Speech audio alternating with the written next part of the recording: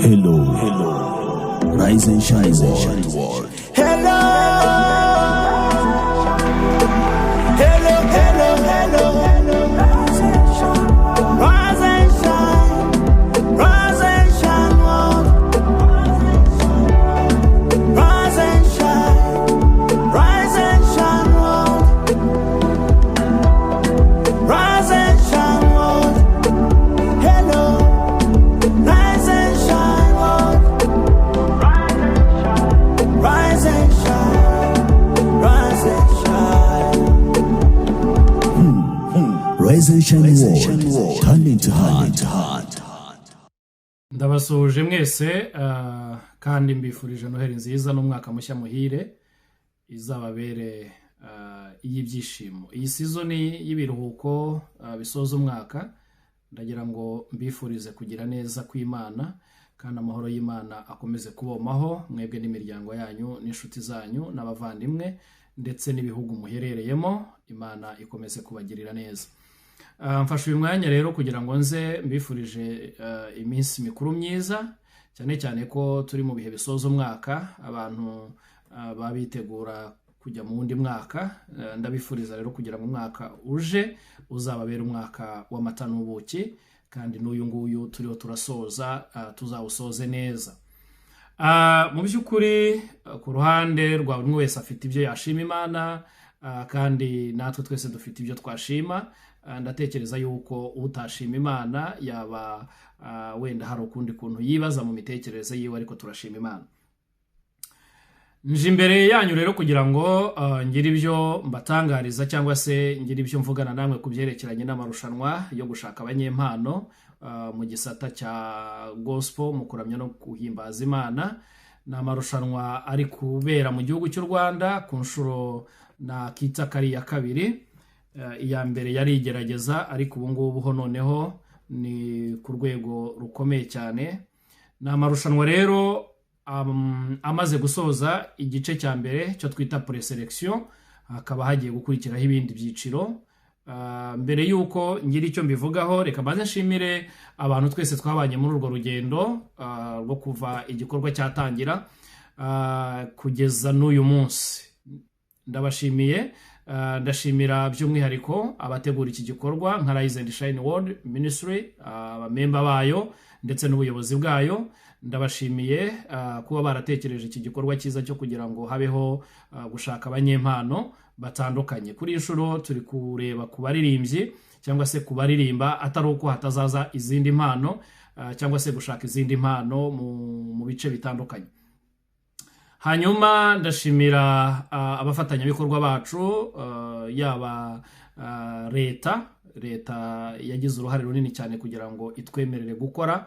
Ndashimira inzego zibishinzwe, minisiteri ifite inshingano zayo kureberera impano. Ndashima ubuyobozi bwayo ndetse n'abakozi muri rusange. Ndashimira ikigo cy'umuco cyangwa se gishinzwe ibijyanye n'umuco mu gihugu cy'u Rwanda. Ndashimira ubuyobozi bwayo bukuru ndetse n'abandi ba staff bakorana muri ako kazi ka buri munsi ko guteza imbere abanyempano. Ndashimira Federasiyo y'Umuziki yabanye natwe umunsi ku wundi, kandi ubuyobozi bwayo ndabushimiye ndetse n'abo bakorana bose. Ndashimira kandi ubuyobozi butandukanye bw'abikorera. Ndashimira abanyamakuru bose twatangiranye urugendo rwa preselection kugeza rurangiye. Ndashimira equipe technique twabanye muri talent hunt. Nshimiye coordinator, nshimiye abo bakoranaga bose, nshimiye wari ushinzwe itumanaho muri preselection muri aya marushanwa. Ndashimira kanama nkemurampaka, abajaji, ubuyobozi bwayo ndetse n'abajaji bose muri rusange. Ndabashimiye. By'umwihariko ndashimira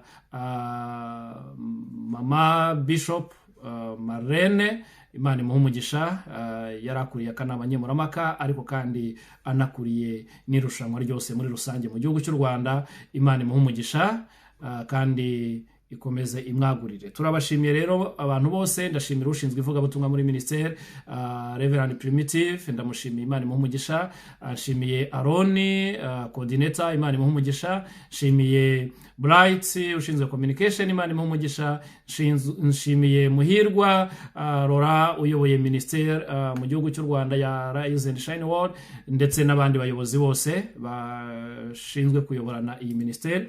Ndashimira umuntu uwo ari we wese. Nshimiye ubuyobozi bwite bwa leta bwose, yaba ubw'ibanze, yaba mu turere, yaba inzego za polisi, yaba inzego zitandukanye za leta zadufashije kugira ngo ibi bintu tubigereho, kugira ngo iki gice cya mbere cy'amarushanwa kigende neza. Mu by'ukuri ni ibikorwa dushimamo Imana cyane kuko yabanye natwe, kandi mu by'ukuri ntacyo twashinja Imana, yaratwigaragarije, kandi n'ubizakomeza kubana natwe mu bihe biri imbere cyangwa se mu bice bigiye. Iri rushanwa rero ryitwa RSW Talent Hunt Rwanda 2023 season 1. Bisobanuye yuko preselection twashatse yuko iba muri uyu mwaka kugira ngo noneho dutangire 2023 twinjira mu bikorwa bijyanye n'irushanwa nyirizina, cyane ko ryitwa umwaka wa 2023.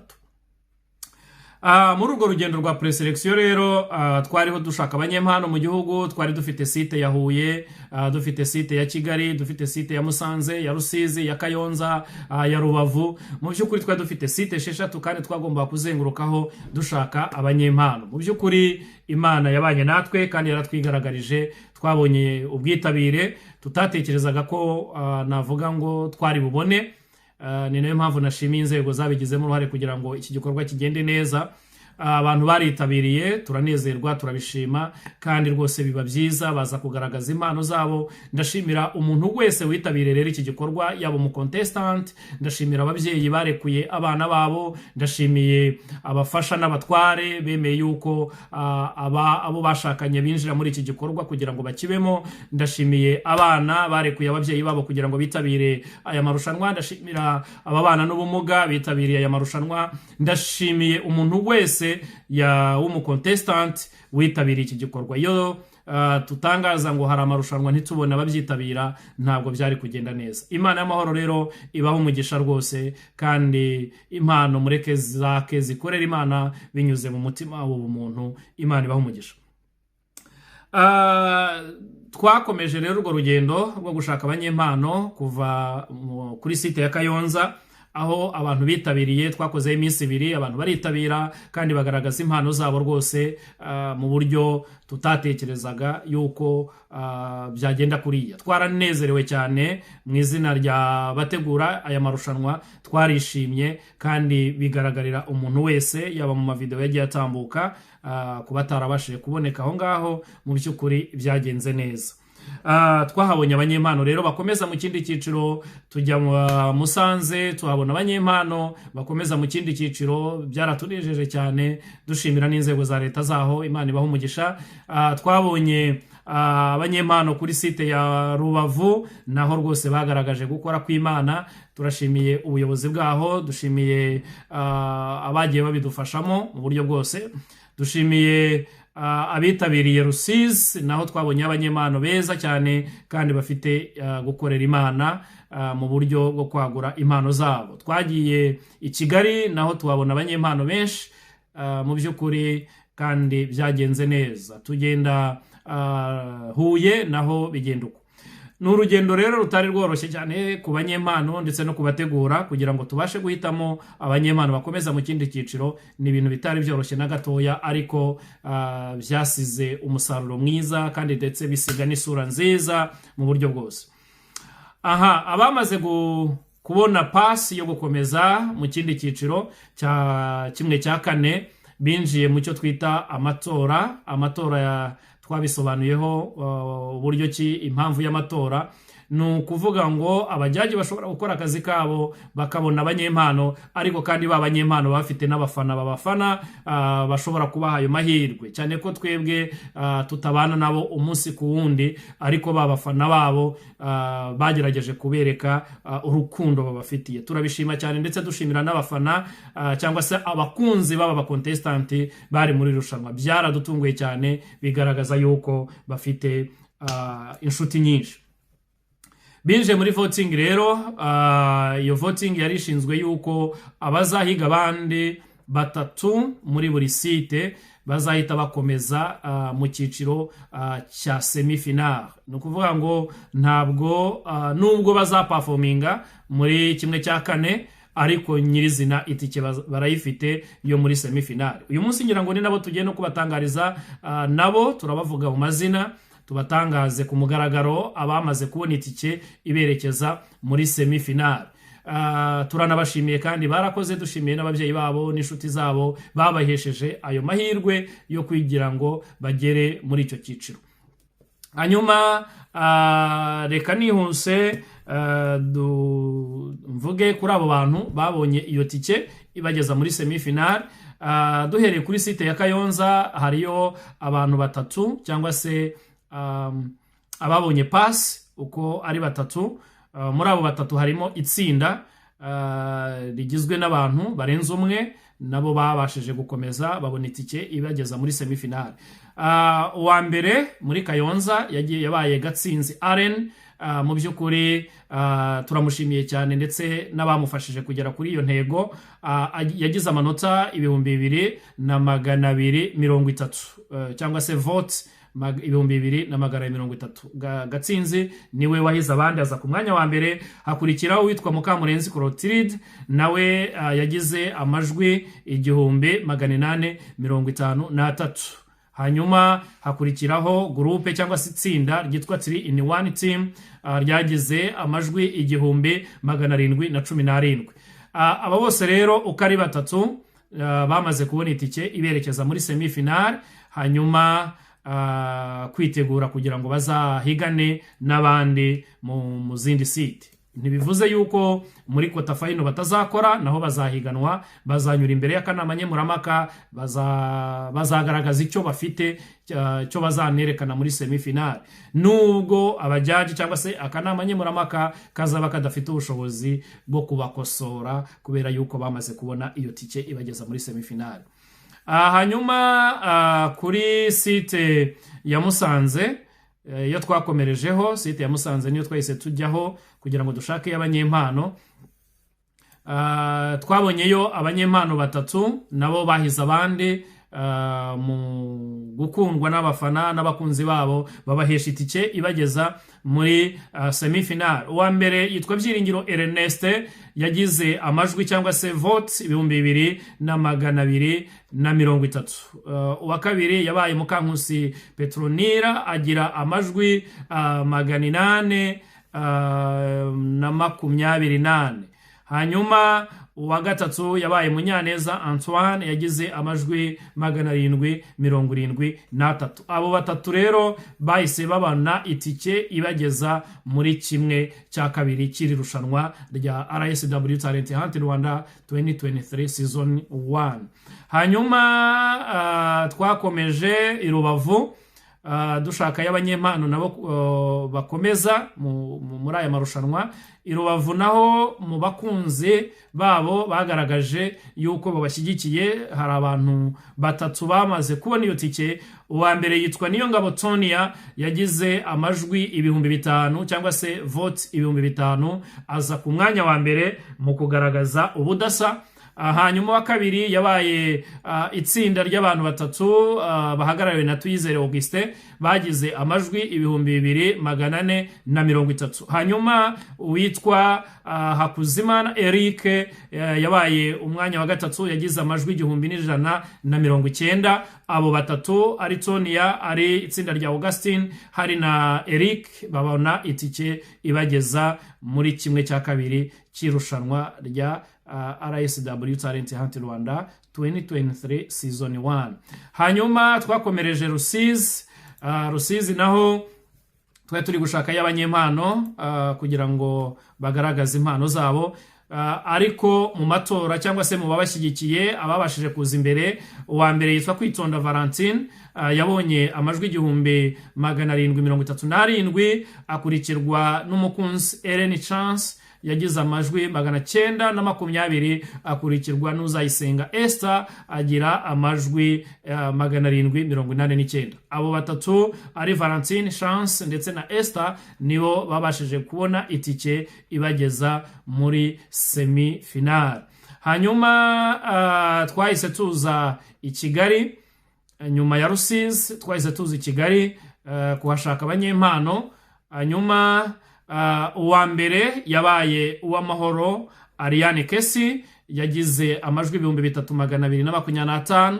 uwa kabiri yabaye Umulisa Cynthia agira amajwi 3100. uwa gatatu yabaye Niyo Dusenga Deborah agira amajwi 2600.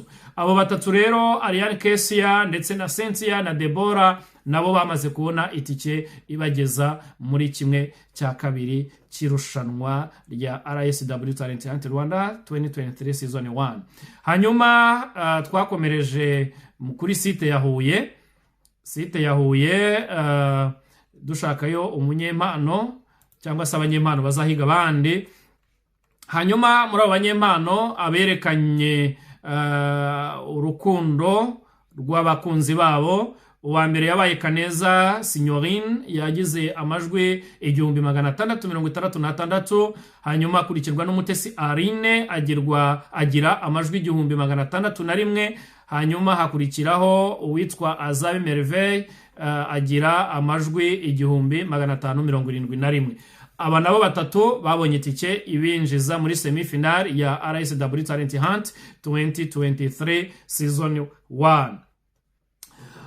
abo rero uko ari 18, mu by'ukuri nimvuga 18 mwibuke ko harimo amatsinda afite abantu, ariko ndavuga ayo matike 18 yakomeje muri semifinal. turabashimiye cyane, mwarakoze cyane, kandi tubifurije intsinzi. Ntibivuze rero yuko ari bo bonyine babonye pass ziva muri preselection zikomeza muri quarter final. Mbibutse ko nabo 18 nabo bazanyura muri quarter final nk'ibisanzwe, nubwo kanama nkemurampaka katazaba gafite ubushobozi bwo kubakosora. Icyakora bazabaha inama bitewe nuko bazajya bitwara kugira ngo bazakore semifinal neza. Hari umubare munini rero wakomeje muri iki cyiciro, kandi ni umubare uzajya muri quarter final abantu barenga 100. wenda imibare abayikeneye bazajya ku ma website ya www.jamglobalevents.com. aho niho bazasanga umubare w'abantu bakomeje muri iki cyiciro, kandi ndatekereza yuko ari byiza.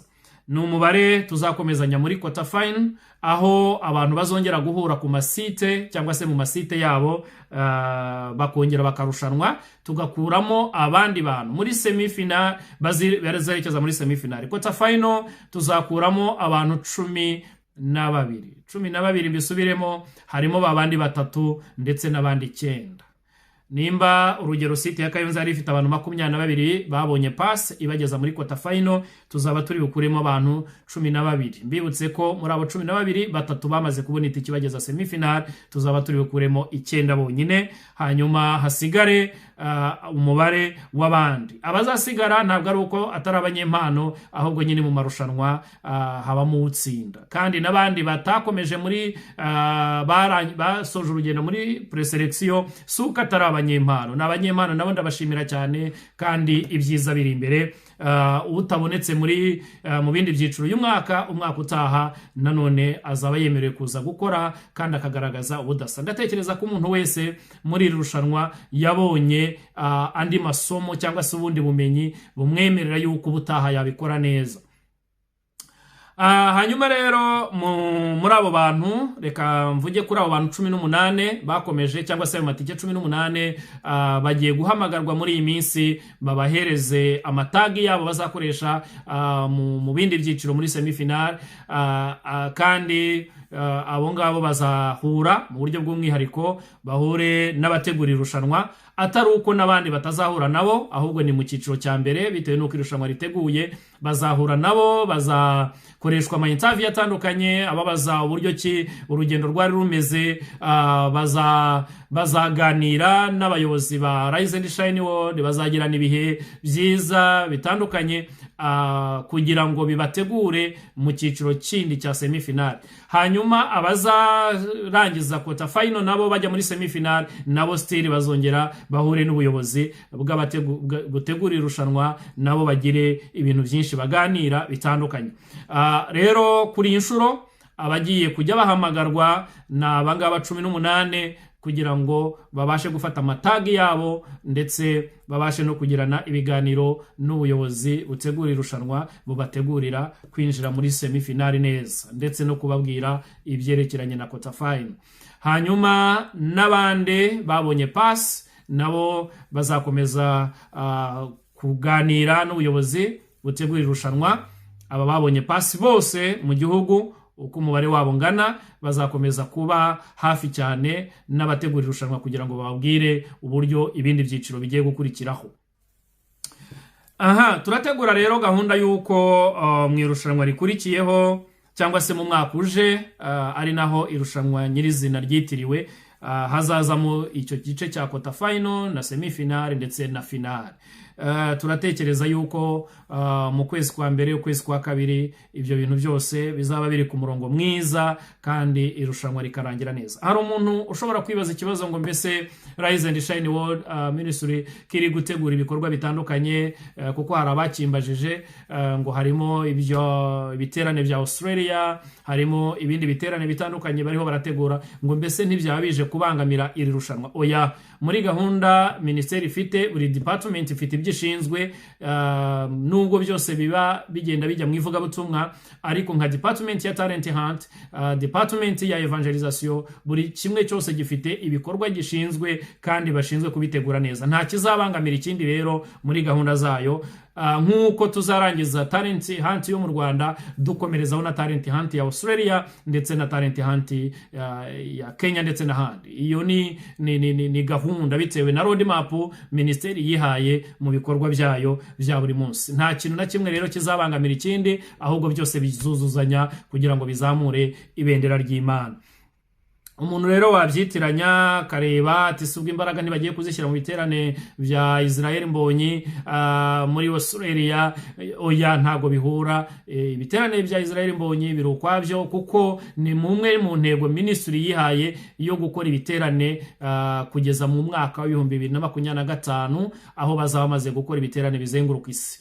Ari nayo mpamvu tugize umugisha tukabona abanyempano basoza aya marushanwa mu Rwanda, nibura bazadufasha no muri uwo murimo mu bindi bihugu ndetse no mu yindi migabane. Ubu duhereye kuri Australia, kandi iyi Australia ni igikorwa cyiza, ni igikorwa numva nacyo kizagenda neza. Tuzava muri Australia ihagarariye Oceania yose muri rusange, twerekeza mu bindi bihugu bihagarariye indi migabane, yaba Africa tugende mu bihugu bitandukanye, yaba Europe tugende muri tour ya Europe, yaba muri America tugende muri tour ya America. So bivuze iki rero? Iyo ni evangelization cyangwa se ama concert atandukanye, crusades zitandukanye ziri under department ya evangelization muri Rise and Shine World Ministry, ariko kandi na talent nayo izakomeza muri department ya talent hunt muri ministry, yaba mu Rwanda, yaba muri Kenya, yaba mu bindi bihugu. Mwibuke neza yuko aba bari gutsinda bose bazitabira irushanwa mpuzamahanga riteganyijwe kuba muri 2024, rizahuza abaturuka mu bihugu byinshi bitandukanye, yaba ibya Amerika y'Amajyepfo, yaba ibya Amerika y'Amajyaruguru, ibya Europe, ibya Asia, ibya Oceania, bose bagahura mu irushanwa rinini cyane rizaba riteganyijwe mu mwaka wa 2024, bihuza babandi batsinze mu bihugu byabo mu marushanwa atandukanye y'abanyempano. Hari muri talent hunt, hakaba no mu bindi bihugu bafite andi marushanwa nayo ya talent hunt. Abo bose aba representative b'ibyo bihugu rero bazahurira muri iryo rushanwa mpuzamahanga kugira ngo dushakemo uzahiga abandi. I wish yuko wowe uneze amatwi wakisanga kuri iyo kategori kugira ngo tuzamure impano zacu zishininge. Usibye nuko harimo ibyo bihembo, ariko harimo no kwagura impano yawe mu buryo bwo kugira connection ndende, mu buryo bwo kugira ngo ubone uburyo ki network platform zawe zizamuke, wagura ubwami bw'Imana. Turi hano kugira ngo tugufashe, turi hano kugira ngo tugushyigikire, kugira ngo impano yawe yake mu gukorera Imana binyuze mu mutima w'umuntu. Hanyuma rero abo bose bakomeje ndabifuriza kwitegura neza, yaba bakomeje muri babonye itike ya semifinal, yaba abakiri muri quarter final, abo bose ndabifuriza kugira ngo mwitegure ibyiza biri imbere, kandi irushanwa rizagenda neza, rizarangira neza, rizasiga umusaruro mwiza, kuko hari Imana yavuganye natwe kandi tugendera ku mugambi w'Imana kuruta ibindi byose. Ni wowe rero nanjye kugira ngo dufatikanye tuzamure impano zacu. Waba wibaza ngo mbese ninde uzatwara iki gikombe? Waba wibaza ngo mbese iki gikombe kizatangwa? Waba wibaza ngo mbese ubu nticyabonye nyiracyo? Ndagira ngo mari impungenge nkubwira ngo ntabwo igikombe kirabona nyiracyo, ni icyawe. Wowe unteze amatwi uri muri rushanwa, ni icyawe, nta nyiracyo kirabona. Kuko ibi turi gukora ni ubutumwa bwiza, ni gospel, ntabwo harimo amarangamutima yo kubera. Kimwe cyo n'uwabigerageza hari uburyo ki bitamugwa neza. Icyo ndakibabwiza ukuri, n'uwabigerageza ntabwo byamugwa neza. Ni nayo mpamvu twashyizeho uburyo ki tugomba kwirinda tentative yatuma habaho ibintu bitari byiza. Nk'abajyaje urugero mwabonye mu cyiciro cya preselection, mushobora kuzababona mu yindi sura mu kindi cyiciro cya quarter final, mushobora kuzababona mu bundi rwego. Hari na za semifinal, harabo mutabonye wenda mushobora kubona. Yes, turifuza yuko habonamo n'abanyamahanga kugira ngo twirinde ya tentative ishobora gutuma wa munyempano atabona icyo yagenewe. Ni nayo mpamvu rero ibi nkuhaye amakuru akubwira ngo humura, igihembo ni icyawe. Ni icyawe, unteze amatwi, uri muri rushanwa, uracyemerewe mu gihe cyose uzagaragaza ubudasa, ukagaragaza impano yawe. Ni wowe nanjye wo kuvuga ngo mbese ndashoboye. Nakwifuriza yuko ugaragaza gushobora, ugaragaza ubudasa. Ni igihe cy'uko amateka yiyandika, ni igihe cy'uko amateka yiyandika ku buzima bwawe, ni igihe cy'uko amateka yiyandika muri gospel nyarwanda, ni igihe cy'uko amateka yiyandika ku rwego mpuzamahanga. Burya rero wabishobora nshuti yanjye, wabigeraho. Nizibika ngo zari amagi, nawe wabikora. Urashoboye, iyumvemo icyizere cy'uko ushoboye, kandi gushaka niko gushobora. Uyu munsi wabikora. Ndagushishikariza rero ngo itegura ibintu byawe neza, wikora rashinge yo kumva ngo ibintu ntibiri kugenda vuba. Ese ubundi ubungubu nona wakubwira ngo irushanwa rijyemo, wagaragaza ko bwa budasa. Wibuke ko irushanwa, nongere mbisubiremo, rizatwarwa n'umunyempano, apana umuntu ugerageza. Rizatwarwa n'umuntu ushoboye, apana wa wundi uri kuvuga ngo I try. No. Ni irushanwa kandi rizasiga amateka meza ku rwego mpuzamahanga. Ni nayo mpamvu twifuza yuko idarapo ry'u Rwanda, kuko turi ku irushanwa ry'u Rwanda uyu munsi, rizamuka ku rwego mpuzamahanga mu kijyanye na gospel, nk'uko n'abandi abakuru banyu, abahanzi bagenzi banyu bamaze gukora ayo mateka muri ibi bihe bisa nk'ibi ngibi. Turifuza rero kubana namwe muri urwo rugendo, kandi tubifurije umunsi mwiza, tubifurije amarushanwa meza, tubifurije intsinzi, tubifurije umwaka mushya muhire. Nashimiraga inzego zose, mbifuriza Noheli nziza, yaba iza leta, iz'abikorera, abanyamakuru, ibigo byigenga, abayobozi ba Rise and Shine World Ministry, abafatanyabikorwa bayo nka Jam Global Event, ndetse n'abandi, Irera Rehoboth Group. Bose turabashimiye by'umwihariko. Imana ibaha umugisha, kandi tubijeje yuko ibikorwa bizagenda neza. Tubwira abantu bose gukomeza gushyigikira aba ba contestant bari muri aya marushanwa, kugira ngo na quarter final izagende neza, kandi dukomeze tubashyigikira. Amatariki bizabera tuzabatangariza vuba cyane. Wakomeza kudukurikirana kuri Instagram zacu kugira ngo uzajye urushaho kugira ngo ubone amakuru meza. Ugize ikibazo wahamagara nimero y'ushinzwe itumanaho, nkuko twagiye tuyishyira ku ma afisha atandukanye, wajya uhamagara akagufasha, akaguha ibisobanuro. Ariko vuba cyane turabatangariza amatariki ya quarter final ndetse na semifinal ndetse na final igihe bizabera. Mbibutse kari muri intangiriro y'uyu mwaka. biragusaba rero ko witegura cyane. Imiryango ibabe hafi, ibashyigikire, ndetse n'igihugu gikomeze kudushyigikira kugira ngo ibintu byose bizagende neza. Yaba Federasiyo ya Music mu Rwanda, namwe mukomeze mutube hafi, kandi turabashimira ubwitange mukomeje kugaragaza bwo gushyigikira umuziki nyarwanda. Imana ibahe umugisha rero, dushimira n'abahanzi bose muri rusange mu kwagura impano zabo gukorera Imana. Mukomeze, twese turafatikanya kuzamura ibendera ry'Imana. Amahoro y'Imana rero abe kuri mwebwe, n'umugisha uturuka mu ijuru ubomeho uhereye none ukageza iteka ryose. Amina, amina, amina. Shalom, shalom, shalom. Mugire amahoro y'Imana.